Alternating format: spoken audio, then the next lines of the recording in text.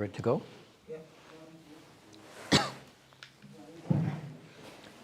الحمد لله نحمده ونستعينه ونستغفره ونعوذ بالله من شرور أنفسنا ومن سيئات أعمالنا من يهده الله فلا مضل له ومن يضلل فلا هادي له وأشهد أن لا إله إلا الله وحده لا شريك له وأشهد أن محمدا عبده ورسوله صلى الله عليه وعلى آله وأصحابه ومن تبعهم بإحسان إلى يوم الدين أما بعد.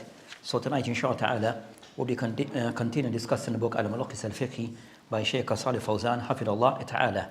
So far we have covered concerning matters that is regarding concerning things regarding al-buyu' and certain type of business and various type of business transaction that I mentioned within this book.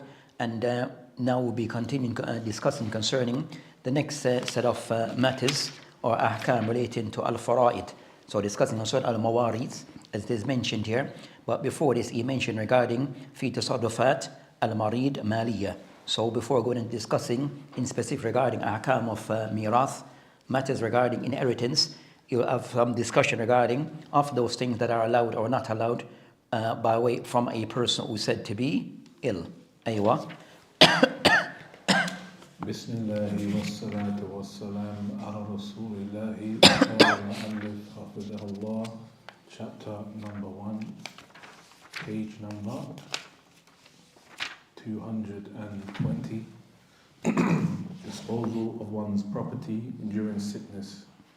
The validity of one's disposal of one's own property whilst being in a sound health differs from that in sickness, as long as one disposes of his property according to the Sharia and reason, and as long as this disposition is not open to question.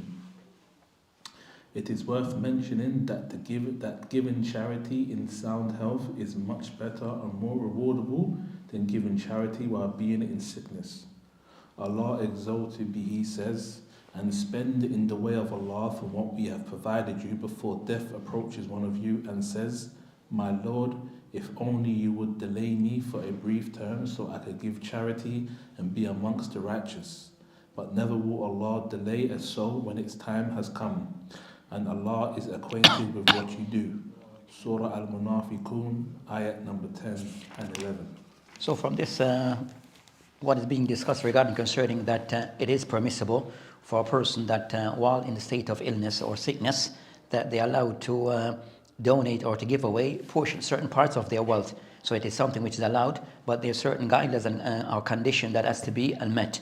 But also from this, it can somewhat also encourage that a person regarding giving of sadaqah or giving of their wealth, that as a form of sadaqah to be done while the person is still in good health and in good condition.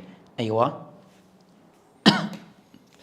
It is related in the two Sahihs that when the Prophet ﷺ was asked about the kind of charity that has the greatest reward, he ﷺ answered, the greatest charity is that which you give in charity when you are healthy and niggardly, hoping to be healthy and afraid of becoming poor. Do not delay giving in charity until the time when it, i.e. the soul at death, reaches the throat and you say, give so much to so-and-so and so much to so-and-so. And at that time the property is not yours but it belongs to so-and-so, i.e. your inheritors. Hey, so you can somewhat encourage regarding a person giving away things by way of charity before of death, before is passing away or soon demise. Aywa.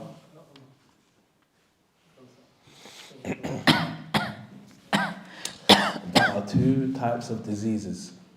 First, or illnesses or disease, eh? Diseases. Okay. There are two types of diseases/illnesses. First, curable diseases/illnesses. There are diseases or illnesses which do not normally lead to death, such as toothache, eye pain, or non-acute headache. In such cases, similar to a healthy person, a sick person's disposal of his own property is valid. Thus, one's disposition of all one's properties, such as gifts, endowments, and donations, etc., in this case is valid, even if one's illness changes into an incurable disease and leads to death. So these first types of the author here that I mentioned regarding concerning al-marad, these type of illnesses or diseases, that they have two types. Those ones is al-marad غير مخوف, that where per se in most cases does not lead to death, not per se very serious. Then he gives some example of these. During that time, the person wished to give away concerning things of their property, then it's considered to be a valid. It's considered to be valid if the person wished to pass on his property or give away in charity his property in the state of illness. Aywa. Second, incurable diseases or illnesses. This is the illness which usually results in death. In such case, a sick person's donations and gifts are valid up to only 1/3 of his money and not from his fixed capital. If this disposition of his property exceeds 1/3, then they are invalid, unless approved by his heirs after his death. The Prophet ﷺ said, Allah made a charity upon you at death by allowing you to give 1/3 of your wealth as a charity to increase your good deeds. Related by Ibn Majah and Darqutni. So you mentioned the second set regarding marad al-makhawf, where this type of illness or this type of sickness, where it is expected that most likely the person will die. So an illness where most likely it will lead to the person's demise. So in these cases, the person want to give in charity.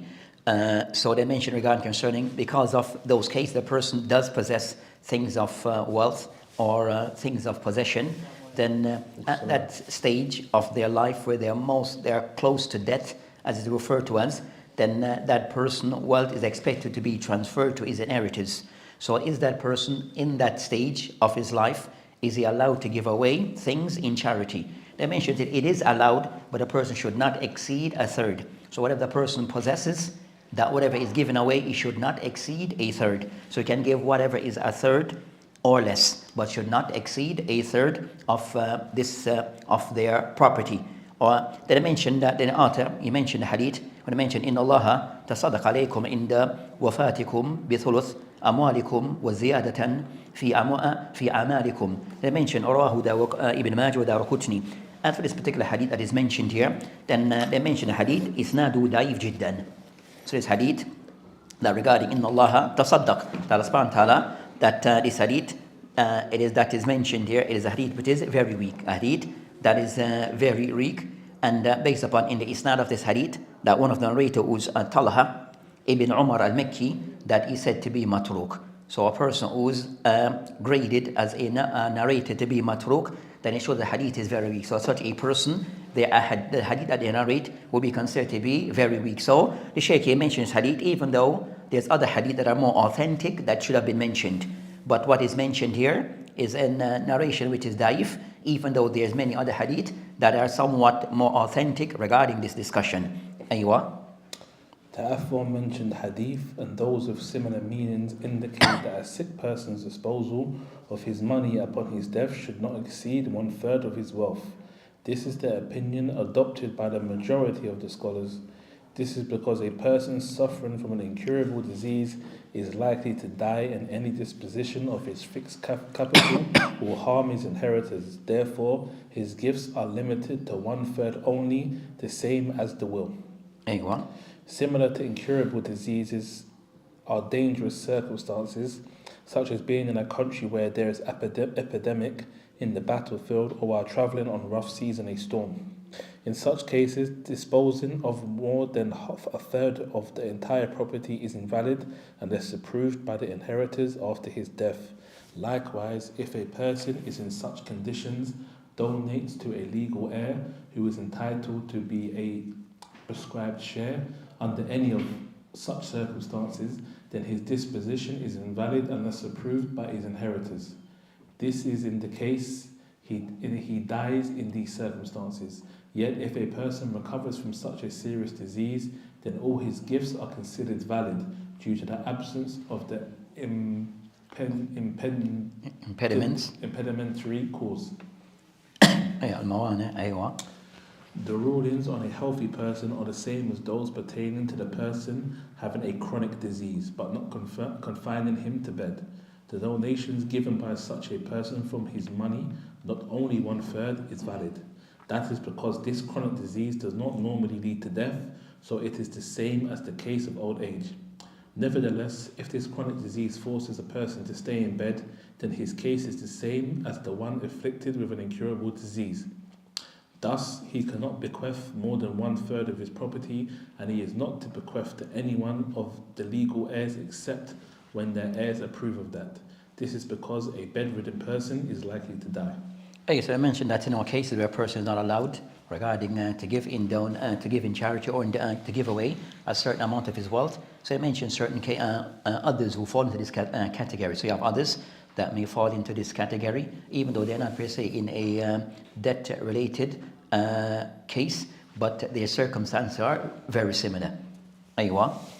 1/3 of the deceased person's property should be taken into consideration at the time of his death, since it is the time at which ownership of a bequest is transferred from the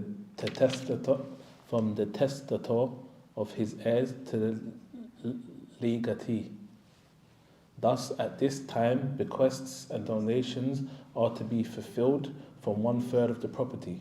However, if his entire property is not enough to cover his bequests and donations, then donations take precedence over bequests in being applied, since they are effective before his death, while bequests are effective after, as if they are made while he is in sound health.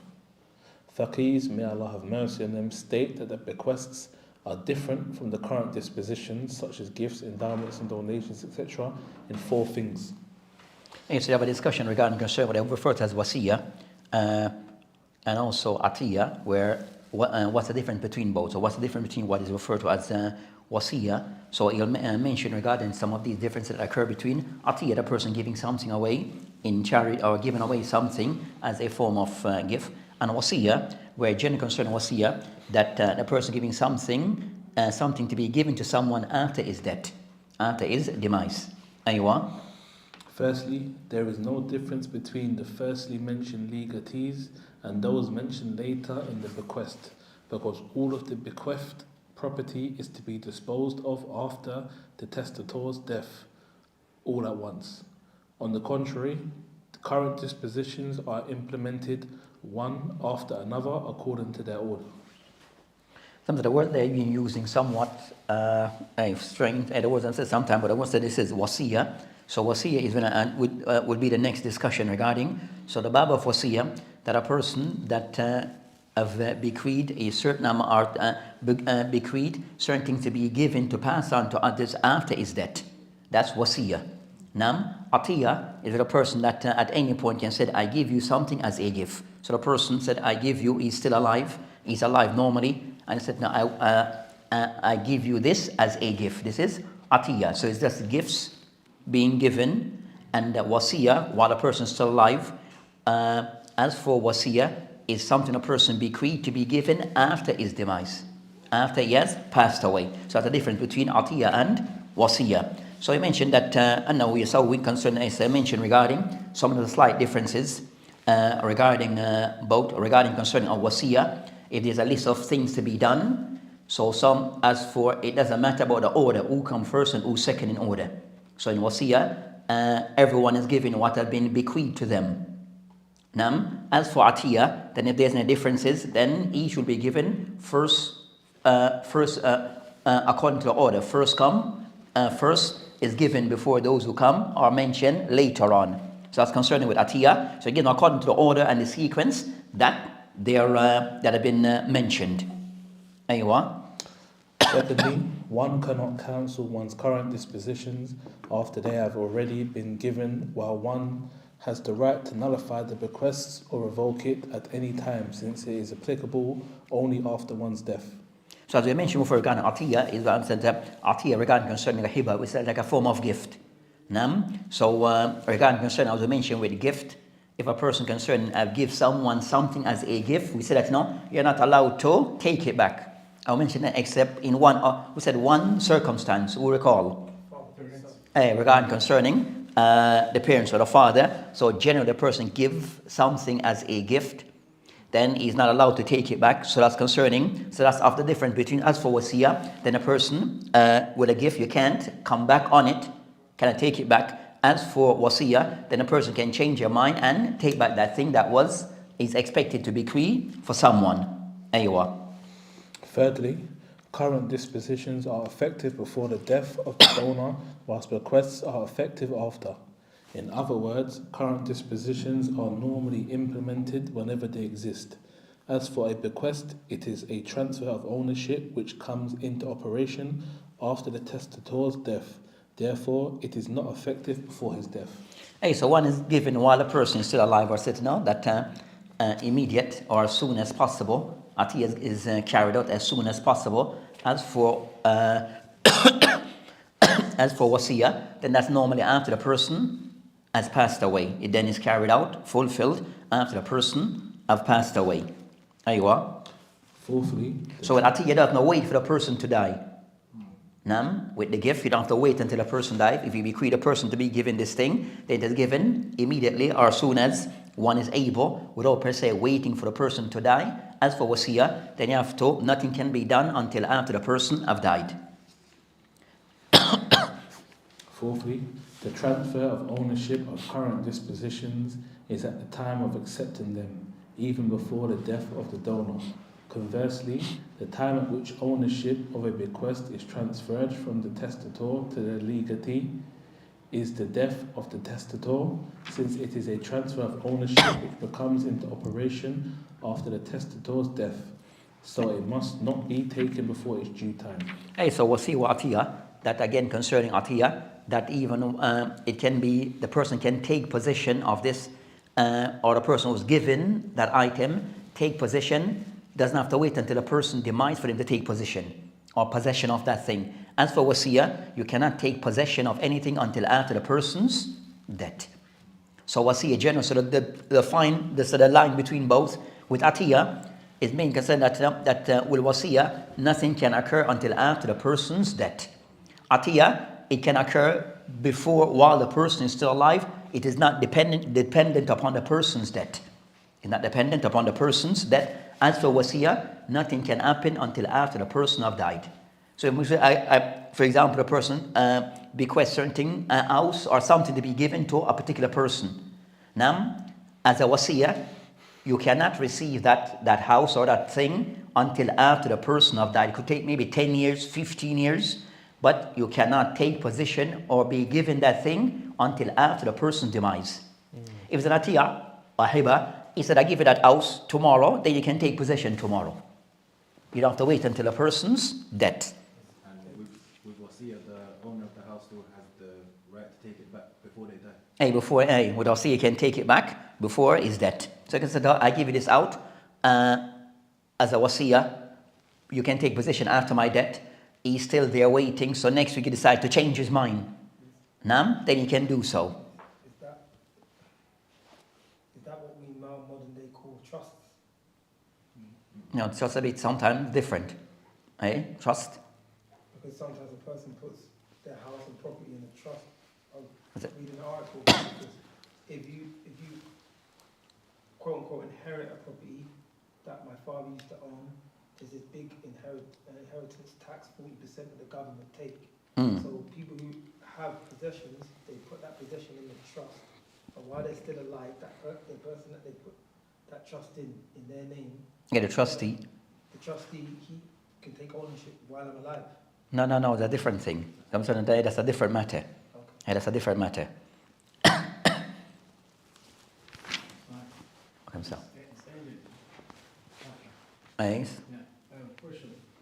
So when you're giving something to someone, a gift to someone, for example, does other people need to be there, or As witnesses. now, or they need even the person you're giving it to? The person, And not necessarily. The person, does it need to be there also? Not necessarily. Okay. So it could be something which is written, something maybe you could tell to another person, or you can tell that person directly, but not a condition that you have to have witnesses. So they mentioned that the wasiyah, we discussed concerning that, not wasiyah, regarding hiba or atiyah. It said that is you giving someone something under any circumstance. You understand? So it doesn't necessarily require that you have witnesses present. It doesn't require to have witnesses present.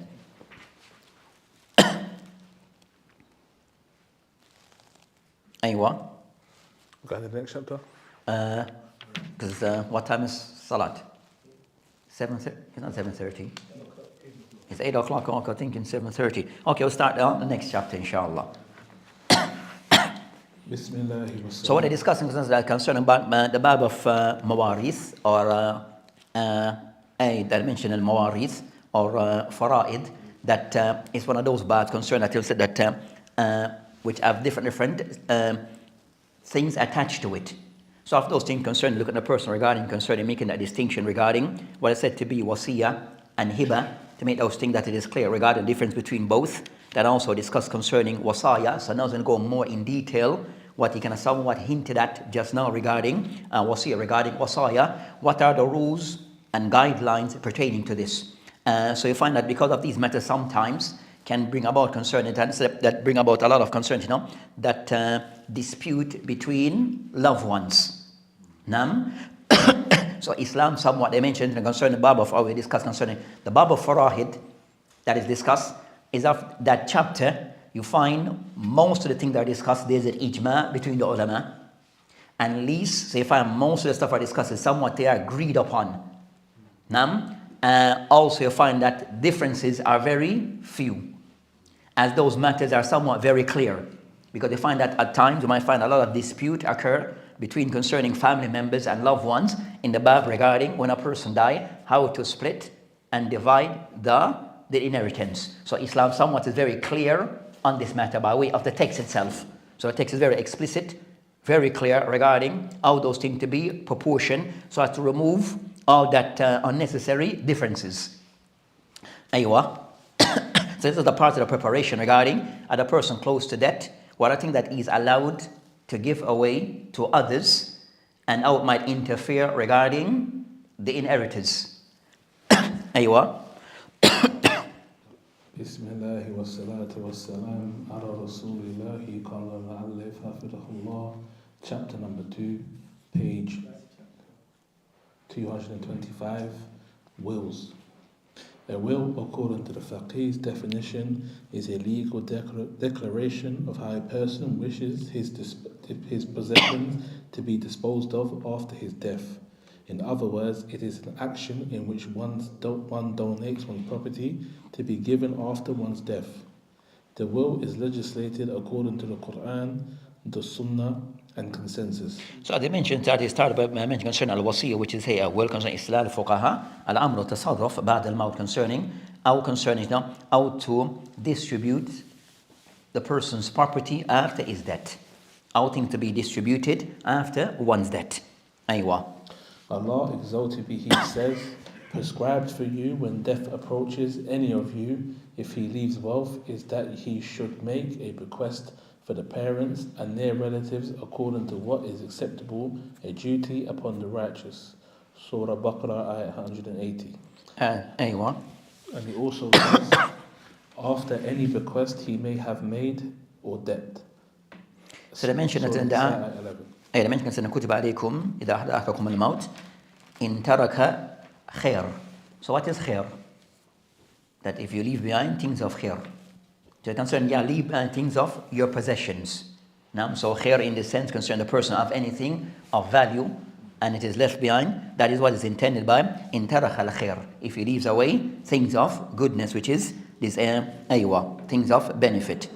Moreover, the Prophet ﷺ said, Allah made a charity upon you at death by allowing you to give 1/3 of your wealth as a charity to increase your good deeds. So the hadith, that is just this hadith, we said it is what? Da'if jiddan.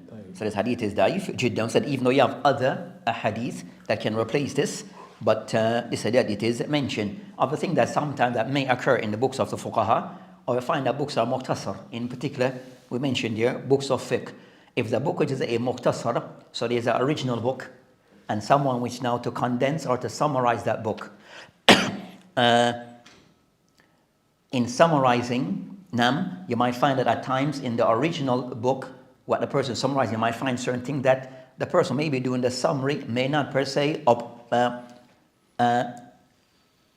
may keep certain things even though it is weak, because this per se is summarizing someone else's works or someone else's work, not per se is giving his own opinion.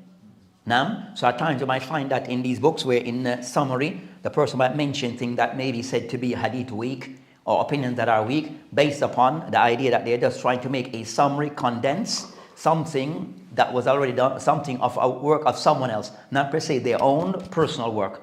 But and some mention that those things also the person can have at times that the person can omit those things that are ought to be very weak, especially if you have something that's with you have opinion that is stronger. But in most part, they can somewhat mention, but they mention like in the footnotes, as they say, maybe trying to correct that weak opinion. And also sometimes they mention things that are said to be the evidence of the madhab. So you might find that certain madhahib, each of the madhahib, they have certain evidence that are used regarding evidence to back up their claims or their opinions. Sometimes those evidence that they use to back up their opinions is actually weak. But because I'm making a summary, I leave the evidence that they use because that's the evidence that is used by those in that madhab regarding substantiating that ruling. Clear? So something you might have those things in play. Aywa. In addition, there is a unanimous agreement among Muslim scholars on the permissibility of the will. And I mentioned that Ibn Qudam rahimullah bin Hanbali, Ibn Qudam rahimullah mentioned this al-ijma. Aywa. The will is obligatory to be made in some cases and is desirable in others. So that concerns the hukum regarding will. So you mentioned regarding concerning al-wasiyah, taratan takuna wajiban wa taratan mustahab. So regarding concerning that wills at time, they may fall in the category regarding at times it is wajib to be done and at times it is something which is mustahab. Aywa. It is obligatory for a person to determine by a will all financial rights of others which he is holding, or his financial rights which others are holding. This is to be done in case these rights are not recorded, lest they should be lost. The Prophet ﷺ said, "It is not permissible for any Muslim who has something to will to stay for 2 nights without having his last will and testament written and kept ready for him. Thus, if someone has deposits or rights which he owes to some people, he must clearly list and record them in his legacy." Yes, that's concerning. So of the case that they mentioned that wills could be of either wajib or mustahab. So you give an example of those cases that are said to be wajib. Under what circumstance it will fall into being wajib? Of those cases that you have rights that are owned to others, then it needs to be noted so those people can receive their rights. So it becomes wajib that you should record or leave behind something that can document that those people are deserving these rights, their rights. Aywa. It is desirable for a person to bequeath a portion of his property to charity, the reward of which will be recorded for him after death. The lawgiver permitted one to give 1/3 of one's wealth as a charity to increase one's good deeds. Similar to prayer, a will is valid from a sane boy. A will is legally valid if there are witnesses to an oral declaration or if it is written in the known handwriting of the detestor. Yes, so the thing.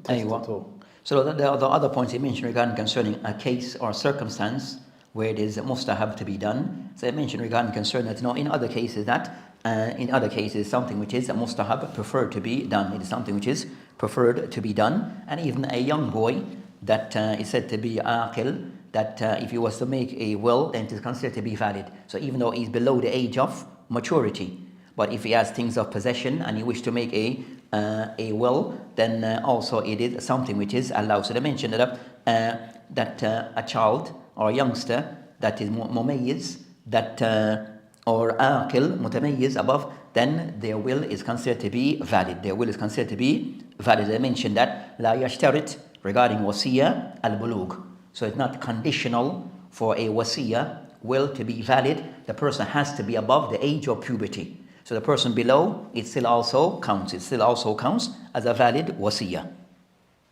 Aywa. Among the rulings on a will are the following.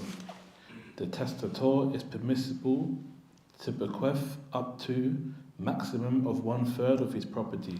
Some scholars deem it desirable to bequeath less than 1/3 of the property, as reported about Abu Bakr as-Siddiq, Ali ibn Abu Talib, and Abdullah ibn Abbas radiallahu anhum.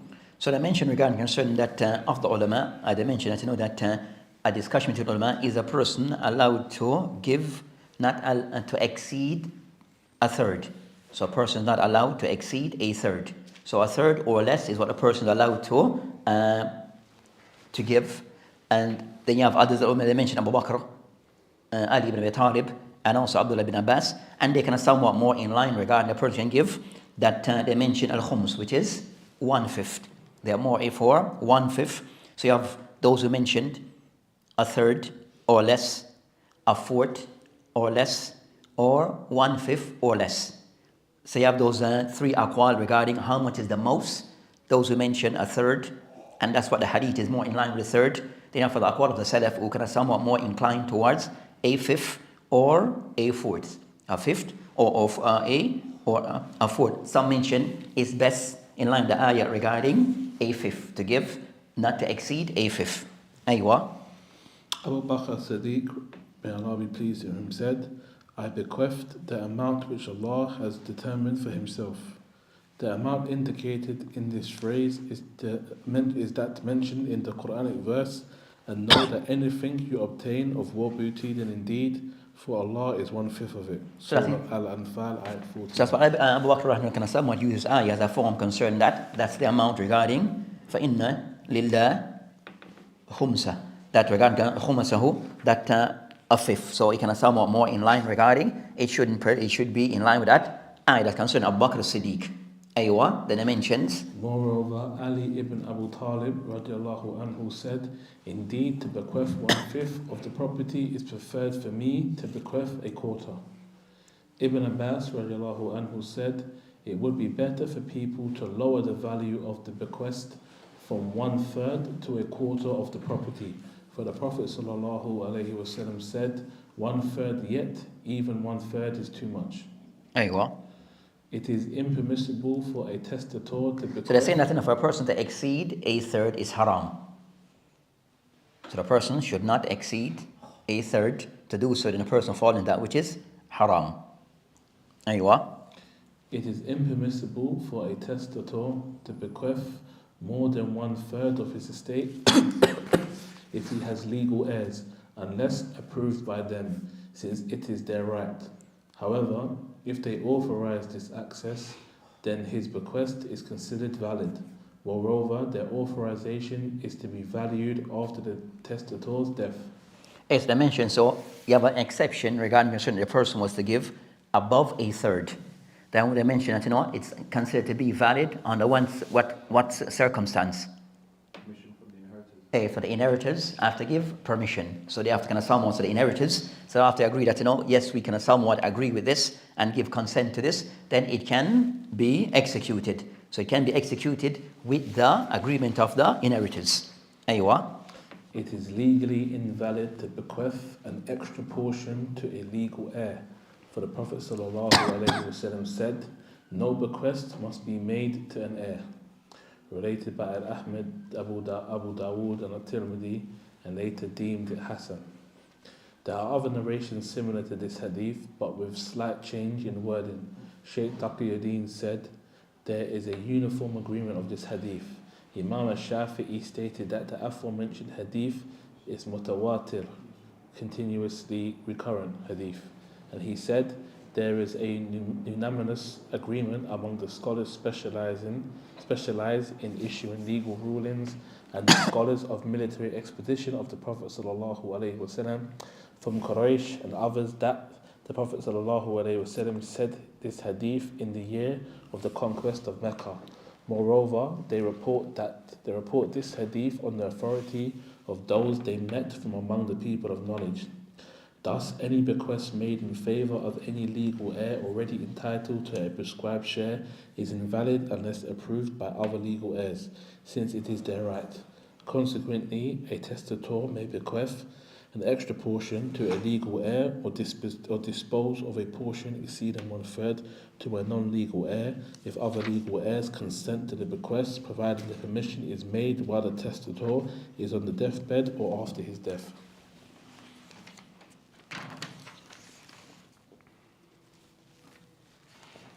Continue. A bequest is desirable from a wealthy person whose heir is well off. For Allah exalted be, He says, prescribed for you when death approaches any of you, if he leaves wealth, that he should make a bequest. Surah Baqarah, ayah 180. The word wealth in the aforesaid verse implies that the testator should be rich in order to make a bequest. Furthermore, a bequest is not desirable from the poor person who has little money and whose heirs are in need of his money. By doing so, he will be abandoning his relatives who are in need of his money for the benefit of strangers.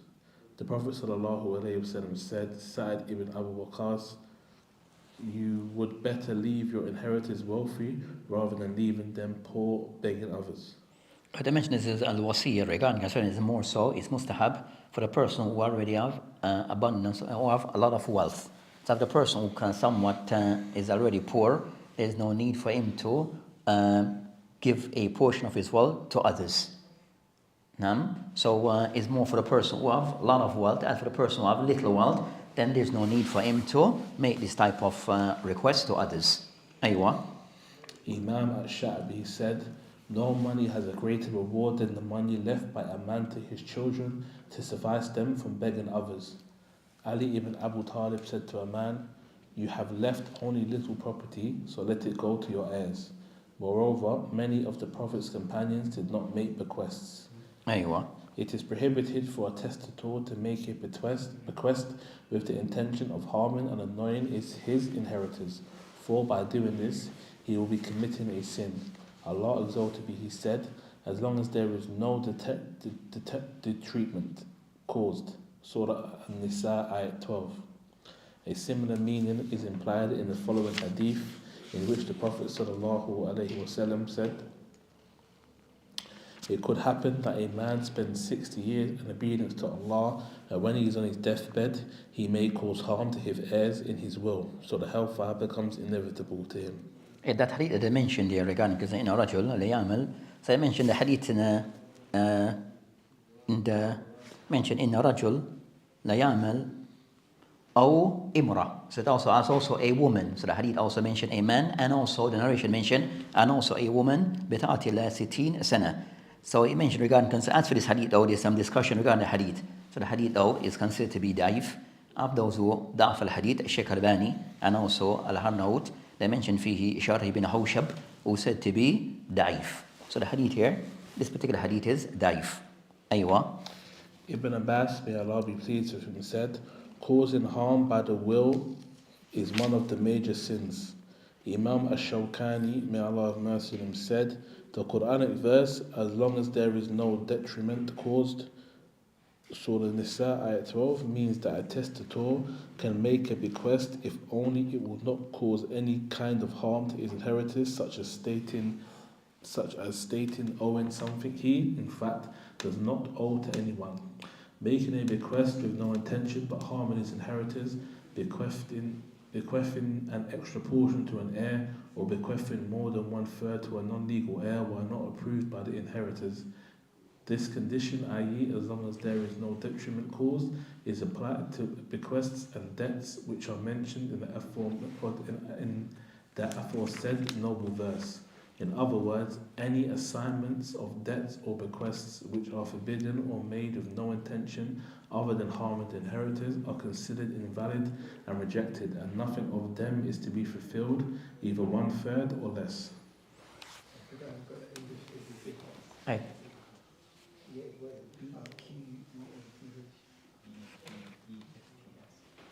Bequest.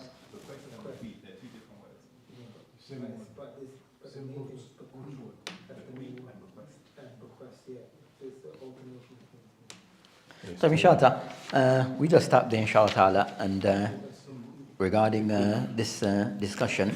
So inshallah we'll end. What's today's date?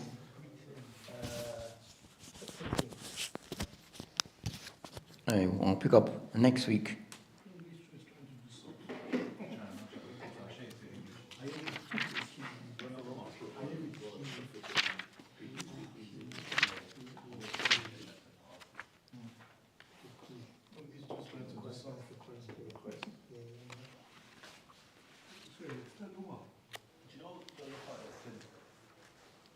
Inheritor can't bequeath. Did I catch that correct? Because I wasn't reading text, but Here in sense of example, that, A son can't take an extra portion. yeah. Yeah, for example, you are an inheritor of me. My son is going to inherit from me. But then also so my son will naturally be an inheritor of me. But what I do is kind of somewhat, as I said, I also make a stipulation that I want him to get a third extra of the property, even though he's already an inheritor. So then that also can be problematic. Right. So in those cases, he shouldn't. An inheritor cannot get per se an extra bequeath. Okay. So say for example, unless the others approve of it. Okay. So sons take half. And we discussed concerning when it comes to what portion, but the general thing so now this gives you some general guidelines. You understand? So the general guidelines regarding if you're going to be an inheritor, then you cannot per se get you shouldn't get the person shouldn't make a special bequest or give us to you because that may impact on the others. We're trying to kind of somewhat to put lessen the amount others get and give you more. So that's the thing. I'll hold my horses until the next follow-up question. And this chapter said that it's going to be a long one. Yeah. This one's going to be a long one. So sometimes you get everything. Because you have to wade through everything because everything is kind of somewhat laid out in a way we discuss maybe each group, the son, the father, So sometimes you get everything. It's like you have to wait until everything ends to get the full picture. Because a lot of inheritance can be like that. Aywa? Question, or maybe we should wait till the end of the chapter. Can anyone get bequeathed anything? Like Kufa, for example, they can't really take will from us, but can you bequeath them something? In general concerns that you have what we call the inheritance. No. Yes, and we're discussing that they are not. We cannot inherit from them, nor them from us regarding the inheritance. No, but that's you say we can't. Yeah, we cannot. It has to be discussed. You have a hadith la yurtal al-muslim al-kafir. So you're not supposed to get from their inheritance. But for example, you have a non-Muslim relative. Your parents are non-Muslim. No. So if they pass on, you shouldn't get a part of their inheritance. But before their death, they said, okay, this is my son. I know he's Muslim. So I'm going to give him a third as a gift. Then that's allowed. Clear? One other thing. It's clear? No. So as a, Maybe it's not clear to me. No, I understand what you're saying. yeah. So clear? No. And so says so it's not a part of the inheritance. It's something was said. So you have is given like a gift. Before, so you can get something, but it's not per se would be taken from actual inheritance itself. Yeah. How do you differentiate between the two? Because the Muslims they don't do half and quarter and third than the non-Muslims. And so say, if for example you have a non-Muslim family, so okay, I want you. There's an example. They said, okay, my property value, I'm going to give you a certain portion because I know you can't get it. I'm going to give you, for example, I said I'm going to give you a half of what I owe. You understand? So at that point, you don't take more than a third, unless the others agree. Sure. Just carrying from that question there. So obviously the inheritance is a set thing, isn't it? Yeah. So now, for example, as most of us, I think, maybe all of us, maybe are coming from non-Muslim families, right? So if now our parents died before us, and they write a will, which is not in per se inheritance, is it? Would you say? Is that right? Yeah. And just guys, like, Yeah. And they say, okay, then the children, Muslim and non-Muslim, they get a certain amount. That's not considered inheritance, is it? If Tom said, if it is stipulated as it's as a gift, not a part of the inheritance. But as a gift, say if you're going to take a portion, you take your portion as a gift, not a part of the inheritance. Clear? So it is taken if they put you on the will. Yeah. Whatever you receive, it is taken as with the intention of being a gift, not inheritance. So it doesn't say. Inform them of that. Now, you have to inform them. You said that they wouldn't understand the details from our perspective. You understand? But you take it with the intention as it being a gift because they stipulated that.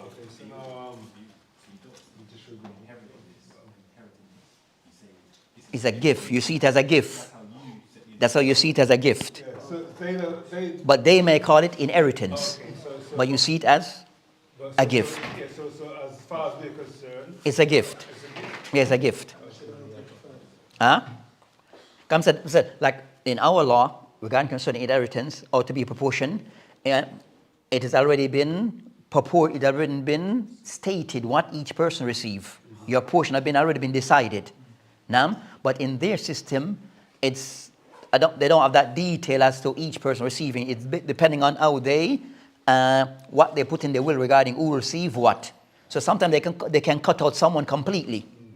But in our system there, it's not left for us to decide what a person receive, has already been decided. So I don't know if anyone's answered this question, but what if they want to use our system? Then what?